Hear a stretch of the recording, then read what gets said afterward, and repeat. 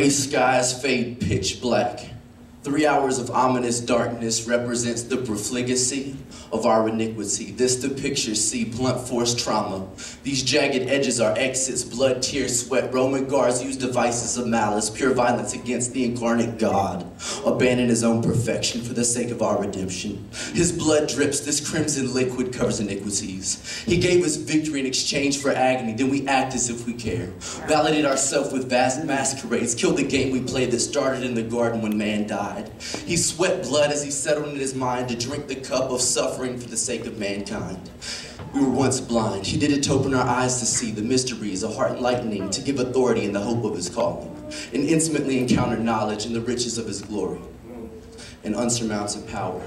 This is the inheritance of his saints. He made us embody his praises, reflections of his surpassing greatness in accordance with the working of the strength of his might, which he brought about in the brokenness of Christ. Then seated him at his right hand in the heavenly places, far above all rule and authority and dominion, and every name that is named, not only in this age, but also in the one to come, and put all things in subjection under his feet, and gave him his head over all things to the church, which is his body, the fullness of him who fills all in all. He's drawing, calling his elect, a divine syndicate of innocence, representatives of his mercy that's infinite. Goodness, gracious, your mercy has saved us, not by dead works, only by faith in your sovereign grace. You gave us dispensation in exchange for rejection, acceptance, and made me a new creation, a divine trade, and he paid it. Ransom his own pain is payment. Not one bone broken, the glorious blood-stained lamb slain for atonement. He did it just to show us how justice loves mercy. Humility is the image he's given written history to give us his righteousness in exchange for my filthiness. Now I'm reborn in the image of him. The King of the Jews refused to save himself and showed us how love conquers death. How in weakness we're strengthened. How meekness defeated pride, and how the lower brought high. How Creator paid our debt and became Savior, yet we focus on performance. Our perception is so warped and distorted.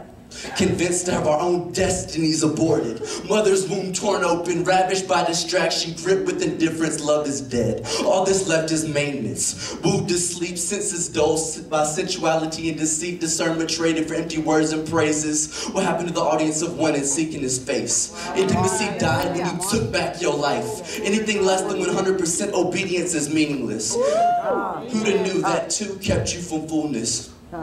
Yeah, you got some measure, but when you get to heaven, God's like, dawg, you missed all that. The difference between all and most has a huge impact, so press in, don't draw back or renege the contract. Extravagance is worth that.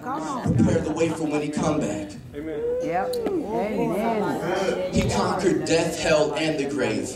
But before this, it was a price that had to be paid. He was beaten beyond even being recognized as a human, a dying pile of meat. Side torn open, bones exposed. A